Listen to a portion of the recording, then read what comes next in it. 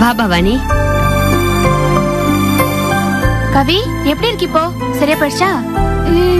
அனி எப்படி இருக்கு? இப்ப பரவாயில்ல பவானி. நான் உனக்கு தான் ரொம்ப தேங்க்ஸ் சொல்லணும். என்ன நீ எனக்கெல்லாம் போய் தேங்க்ஸ் சொல்லிட்டு? இது யாரு? நம்ம குடும்பத்துல ஒரு குழந்தை தானே. நான் ஹெல்ப் பண்ணாம வேற யாரு ஹெல்ப் பண்ணுவாங்க? இல்ல பவானி, கரெக்டான டயத்துக்கு கொண்டு வந்து சேர்த்தனால எந்த பிரச்சனையும் இல்ல. இல்லனா குழந்தை ரொம்ப கஷ்டப்பட்டு இருக்கும். அதெல்லாம் விடுங்க அனி. நீங்க ஏதாவது சாப்பிட்டீங்களா? சாப்பிட்டேன். அத்தை நீங்க சாப்பிட்டீங்களா? அனி பணம் ஏதாவது தேவைப்படுதா? இல்ல இதெல்லாம் ஆபீஸ் கணக்குல வந்துரும். எந்த பிரச்சனையும் இல்ல. சரி, நான் குடிக்கிறதுக்கு கூல் ட்ரிங்க்ஸ் ஏதாவது வாங்கிட்டு வரவா? அதெல்லாம் ஒண்ணும் வேண்டாம் பவானி. இருங்களா, போய் வாங்கிட்டு வரேன்.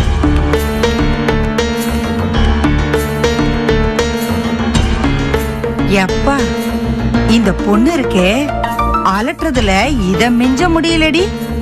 எங்க போனாலும் யாரையாவது பார்த்து கையாட்டுறதும் என்னவோ வாலா போல என்னல. ஐயோ என்னடி அதுல? அம்மா பேசாம இருக்க மாட்ட? இந்த ஊர்ல எல்லாருமே அப்படிதாம்மா பேசுவாங்க. முதல்ல நீ பவானி பத்தி தப்பா பேசுறத நிப்பாட்டு. நீ ஒருத்தடி அப்படியே பொம்பளை செல்வ மாதிரியே மாறிட்டேடி. சிதம்பரம் வீட்டு ஆளுங்களை பத்தி ஒண்ணு சொல்ல விட மாட்டேங்கிறியே. அம்மா எனக்கு எரிச்சல் வர மாதிரி பேசாத. இந்த ஊருக்கு வந்த அப்புறம், அதுவும் இந்த மாதிரி ஒரு ஹாஸ்பிடல் வந்த அப்புறமும் நீ பழைய மாதிரி பேசிட்டு இருக்காத. ஆமாடி நிர்மலா, இது என்ன ஆஸ்பத்திரி மாதிரியா இருக்கு? நாம வந்து இறங்கணுமே ஏர்போர்ட், அது மாதிரில இருக்கு. இங்க எல்லாரும் ஜம்முன்னுல இருக்காங்க. ஒரு சீக்காளிய கூட காணுமே. அம்மா இந்த ஹாஸ்பிடல் ரெசிடென்ட்ஸ் எல்லாருமே அவங்கவுங்க ரூம்குள்ளதான் இருப்பாங்க.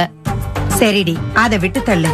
நம்ம ஊர் ஆஸ்பத்திரியில அடிக்குமே ஒரு மாதிரி மூத்திர நாத்தமும் பெனாயில் நாத்தமும். அந்த வாடை இங்க இல்லவே இல்லையேடி. ஜம்முன்னு மணக்குதே ஆஸ்பத்திரி முழுக்க. அம்மா எல்லா ஊர்லயும் நல்ல விஷயங்களும் இருக்கு, சகிக்க முடியாத விஷயங்களும் இருக்கு. முதல்ல நீ நம்ம ஊரை பத்தி தப்பா பேசுறத நிப்பாட்டு. உன்னோட பெரிய கூத்தா போச்சுடி. சிதம்பரம் வீட்டு ஆளுங்களை பத்தியும் குறை சொல்ல விட மாட்டேங்கிற. சரி, ஊரை பத்தியும் குறை சொல்ல விட மாட்டேங்கிற. நான் வேற என்ன தாண்டி பேசுறது? நீ யார பத்தியும் எதை பத்தியும் மட்டம் தட்டி பேச வேண்டாம். நல்ல விஷயங்களை மட்டும் பேசு. ஓ, உனக்கு தான் அது ரொம்ப கஷ்டமாச்சு இல்ல? இத பாருடி, இந்த பவானி குட்டி இல்ல, நேத்து என்ன பாடுபடுத்தினா தெரியுமா? அப்படியே என்ன எப்படி மிரட்டினா தெரியுமா அவ? அம்மா இங்க டாக்டர் என்ன சொன்னாங்க தெரியுமா? இன்னும் கொஞ்சம் லேட்டா இருந்தாலும் ரொம்ப கஷ்டமா இருக்கும்னு சொன்னாங்க. இப்போவாவது மனுஷங்களோட அருமை பத்தி தெரிஞ்சுக்க.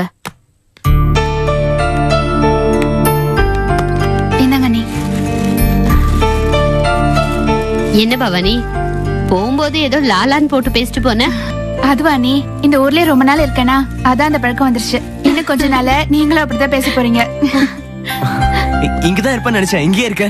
பவானி உங்க வீட்டுல என்ன மாப்பிள்ளைய ஏத்துக்கிட்டாங்க பவானி. என்ன ஹர்ஷா வளர்றீங்க? உண்மையதான் சொல்றேன் பவானி. அப்புறமா பேசலாம். நான் சொல்றதுல உனக்கு நம்பிக்கை இல்ல? வேணா போன் பண்ணி பேசலாமா? ஹர்ஷா நீங்க கொஞ்சம் வாங்க. என்ன பவானி?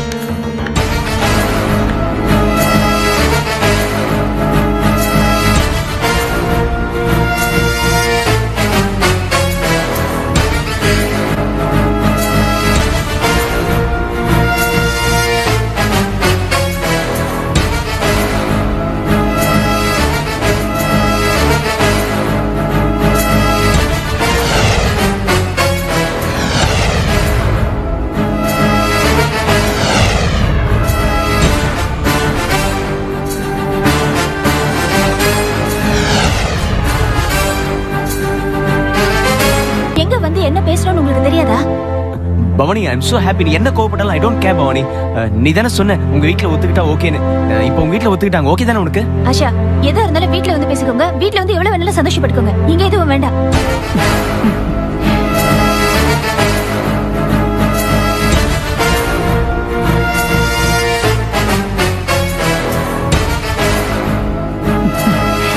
தம்பி கிளம்புங்க.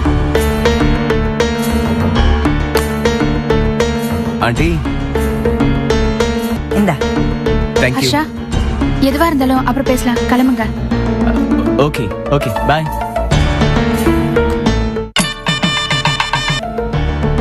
என்னம்மா சொல்றான் அந்த பையன்? அது என்னமோ உளறான் அத்தை. என்னம்மா, எதுவா இருந்தாலும் என்கிட்ட விவரமா சொல்ல. என்னை இவனுக்கு பொண்ணு கேட்டு வீட்ல பேசிக்கிட்டாங்க. வீட்ல அப்பா சரின்ட்டாருன்னு இவன் சொல்றான். அது என்ன விவரம்னு எனக்கே முழுசா தெரியாது. அதுக்குள்ள இவன் என்னென்னமோ சொல்லி ஆடுறான். கிறுக்க மாதிரி பேசுறான் அத்தை. பவானி, அந்த மாதிரிலாம் சொல்லக்கூடாதுமா. இது ரொம்ப நல்ல இடமா தெரியுது. நல்ல பையனா வேற இருக்கான். பாக்குறதுக்கு ராஜவம்சம் மாதிரி தெரியறான். தாராளமா இந்த சம்பந்தத்தை முடிக்கலாமே. அத்தை, அது உங்களுக்கு எப்படி அவங்கள பத்தி தெரியும்? அது சில பேர் முகத்தை பார்த்தாலே அப்படியே தெரிஞ்சிரும்மா. அவனை பார்த்தாலே தெரியுதே. பால் வடிகிற முகம், நல்ல ஒழுக்கமான பையனா இருப்பான் போல தெரியுது. அதனாலதான் சொன்னேன். பாக்கலாம் அத்தை. அப்பா பார்த்து தானே இதெல்லாம் டிசைட் பண்ணணும். எனக்கு டைம் ஆயிடுச்சு, நான் கிளம்புறேன் அத்தை. அனி, நான் வரேன் அனி. ஓகே பவானி. கவியை பத்திரமா பாத்துக்கோங்க. வரேன் அத்தை. சரி பவானி, நான் சொன்ன விஷயத்த மறந்துடாத. கூடி வர்ற நல்ல விஷயத்த விட்டுற வேண்டாம் என்ன? சம்பந்திக்கு ஏத்த இது நல்ல சம்பந்தம். சரி அத்தை, வரேன் நீ.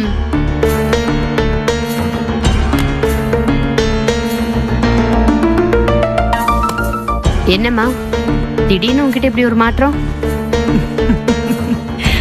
ஆண்டவன் எல்லாருக்கும் ஏதாவது ஒரு இடத்துல இக்கு வச்சு எழுதுறான். அது மாதிரி இப்ப பவானிக்கு எழுதியிருக்கான். இது கல்யாண விஷயமாச்சுல்ல, அதனாலதான் எனக்குள்ள இந்த மாற்றம். ஆனா அந்த இக்கு இருக்கே, பவானிக்கும் சம்பந்திக்கும் நல்ல இக்குமா. நீ இந்த இக்கு வச்சு பேசுற பாத்தியா? அதான் இன்னி வரைக்கும் எனக்கு என்னன்னு புரிய மாட்டேங்குது.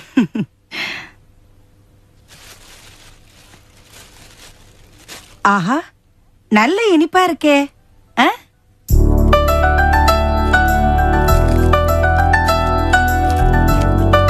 அப்பா, என்ன இருந்தாலும் என் தங்கச்சி தான்.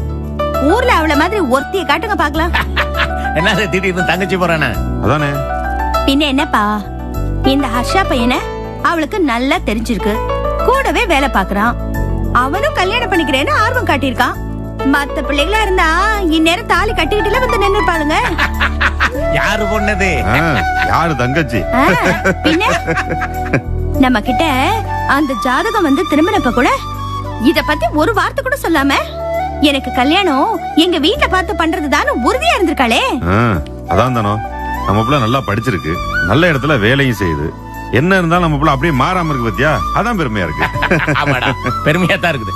என்ன பவானி தங்கமான பொண்ணு, அதுக்கு தங்கமான இடமா அமையுது, அவ்வளவுதான். டேய், இந்த கல்யாணத்தை சட்டு புட்டு முடிக்கணும், தாமதிக்கப்படாது. ஏன்னா மாமா, மாணிக்க வேற கிரக பிரவேசம் வச்சிருக்காப்ல, அதெல்லாம் முடியட்டும், அதுக்கப்புறம் பாக்கலாம். சரி. ஆமா, நம்மளதான் அந்த மாணிக்கம் வெத்தலை பாக்க வச்சு அழைக்கிறாராக்கும். அவர் பெருசா சொல்லி விடுற மாதிரி நிச்சயமா கூப்பிட மாட்டாரு. எனக்கு இதுல நம்பிக்கை இல்ல.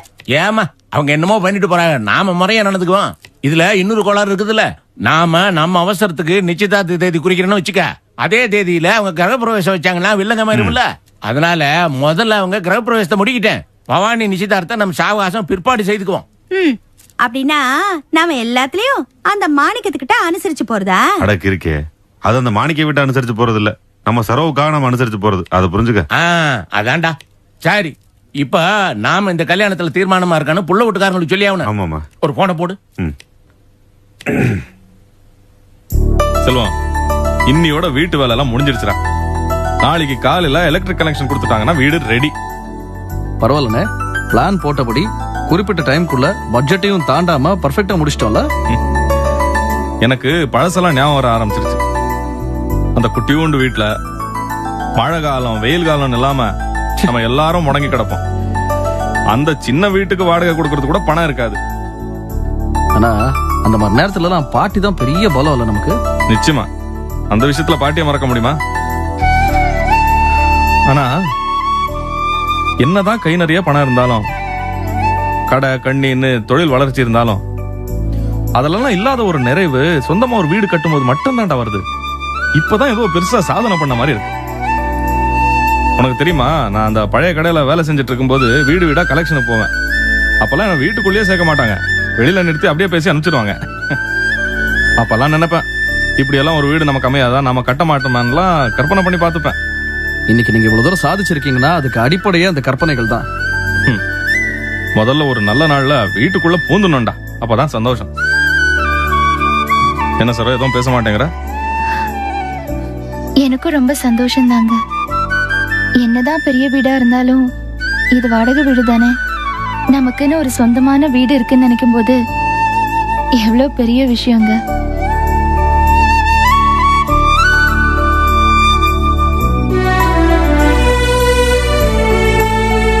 எப்படி மனசார சந்தோஷப்பட்டு போறாரு பாத்தீங்களா? ஆமா செல்வம், உங்க அண்ணன் வசதியில எவ்வளவுதான் முன்னேறி இருந்தாலும் தனிப்பட்ட முறையில அவர் சந்தோஷமா இல்ல. மனசுல ஏதோ ஒரு இறுக்கம் இருந்துட்டே தான் இருக்கு. அதுக்கு எவ்வளவோ காரணங்கள் இருக்கலாம். ஆனா அதையெல்லாம் தாண்டி இப்போ மனசு நிறைஞ்சி பேசிட்டு போறாரு பாத்தீங்களா? இந்த மாதிரி அவர் பேசி எத்தனை நாள் ஆச்சு. இப்பதான் அவர் முகத்துல அந்த சந்தோஷம் தெரியுது. அம்மா, நம்ம புது வீட்டுக்காமா போறோம்? ஆமாண்டா. அவனுக்கு சந்தோஷத்தை பாருங்க. அம்மா எழுந்திரிமா, அம்மா எழுந்திரிமா. ஏய், சும்மா இரு. அம்மா அம்மா எழுந்திரிமா. சொன்னா கேட்க மாட்டேன். அம்மா எழுந்திருமா. பா அம்மா எழுந்திரு சொல்லுப்பா, பசிக்குது. விஜய் சாப்பிடவா? வீம்பு பண்ணாத விஜய், சாப்பிடவா?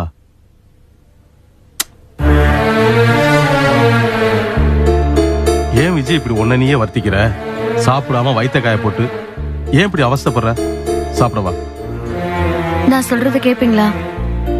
சொல்றது எதா இருந்தாலும் கேக்குறேன், தயவு செஞ்சு வந்து சாப்பிடு.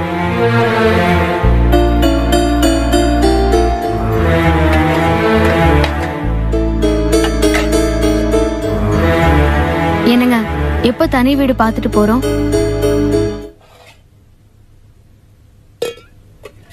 ஏன் விஜய், இதே கேள்விய நீ எத்தனை தடவை என்கிட்ட கேட்ட, நானும் இதுக்கு எத்தனை தடவை பதில் சொல்லிட்டேன். மறுபடியும் மறுபடியும் இதே கேள்வியை கேட்டா நான் என்ன பதில் சொல்றதுன்னு நீயே சொல்லு. நான் என்ன உங்களை திருட சொன்னா, கொள்ளடிக்க சொன்னா? தனி வீடு பாத்துட்டு எப்ப போறோம்னு தானே கேட்டேன். அது என்ன அவ்வளவு பெரிய குத்தமா? தப்புதான் விஜய்.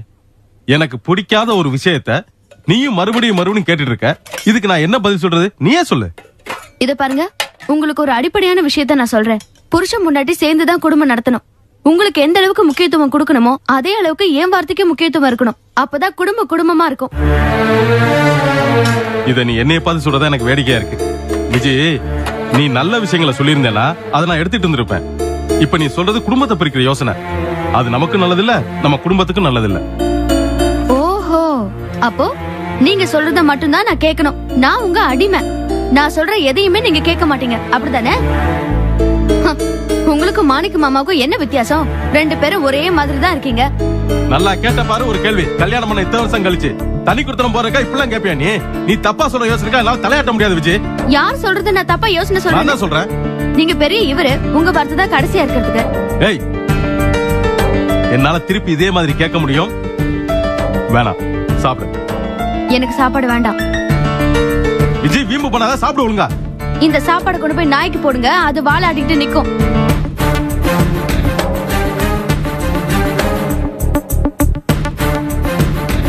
அப்பா பசிக்குது.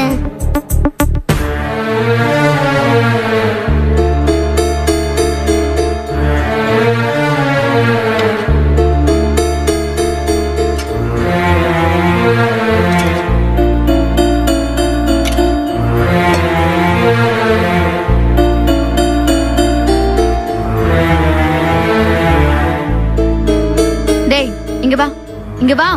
என்னம்மா? இது பாரு, அம்மா கூட தான் உட்காரணும். வா. ஏய், உன் கோவத்துல என் சின்ன பையன் காமிக்கிற, அவனையும் பட்டினி போட பாக்குறியா? இங்க வாடா. டேய், உனக்கு அம்மா வேணுமா அப்பா வேணுமா? எனக்கு சாப்பாடு தான் வேணும். சி போடா. அப்பா நீ ததியாப்பா, அம்மா ரெண்டு போடு போட்டு சாப்பிடவே. டேய், என்ன?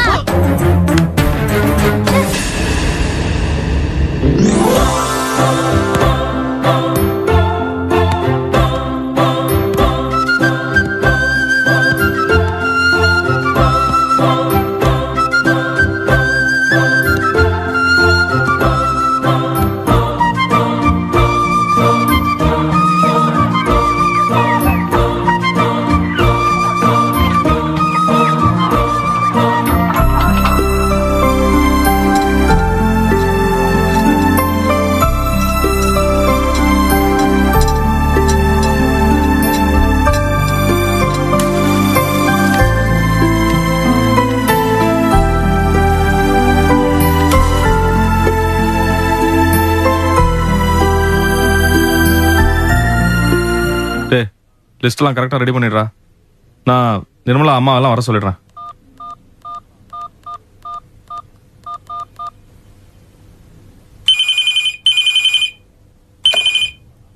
ஹலோ. நிர்மலா, நான் தான் மாணிக்கம் பேசுறேன். சொல்லுண்ணே, எப்படி இருக்க? நாங்க நல்லா இருக்கோம்மா. நீ எப்படிமா இருக்க? குழந்தை எப்படி இருக்கு? அம்மா எப்படி இருக்காங்க? எல்லாரும் நல்லா இருக்காங்கண்ணே. ஸ்ரீகவிய இங்க ஒரு ஸ்கூல்ல சேர்த்திருக்கேன். நல்லா படிக்கிறா. அம்மாவும் இந்த ஊருக்கு ஏத்த மாதிரி மாறிட்டாங்க. ரொம்ப சந்தோஷமா. உன் வேலையெல்லாம் எப்படிமா போயிட்டு இருக்கு? நல்லா போயிட்டு இருக்குண்ணே. இங்க இருக்கிறவங்க என் மேல ரொம்ப மதிப்பு மரியாதையும் வச்சிருக்காங்க. இந்த ஆசிரமத்துல இருக்கிறவங்களும் என்கிட்ட ரொம்ப தன்மையா பழகுறாங்க. நீ என் தங்கச்சிமா. எந்த சூழ்நிலையா இருந்தாலும் அதை உனக்கேத்த மாதிரி மாத்திப்பேன்னு எனக்கு நல்லா தெரியும். ஆனா ஒரே ஒரு வருத்தமா, முன்னாடி எல்லாம் நினைக்கும் போதெல்லாம் அம்மா வந்து பார்க்க முடிஞ்சது. இப்ப பார்க்கவே முடியாத அளவுக்கு அவ்வளவு தூரத்துல போய் உட்காந்துருக்கீங்க. அதுதான்மா கஷ்டமா இருக்கு. அம்மாவை கொஞ்சம் ஜாக்கிரதையா பாத்துக்கம்மா. என்னண்ணே இதெல்லாம் நீ என்கிட்ட சொல்லுமா? கண்டிப்பா நான் நல்லபடியா பாத்துப்பேன். ஆமா, வீடு விஷயம் என்னாச்சு? எப்ப கிரகப்பிரவேசம் நடத்த போற? அது சம்பந்தமா தான் உனக்கு போன் பண்ண.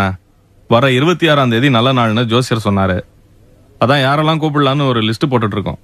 நீ அம்மா ஸ்ரீகவி எல்லாம் ஒரு வாரத்துக்கு முன்னாடியே லீவ் போட்டு இங்க வந்து சேரணும். கண்டிப்பா வரேன்னு.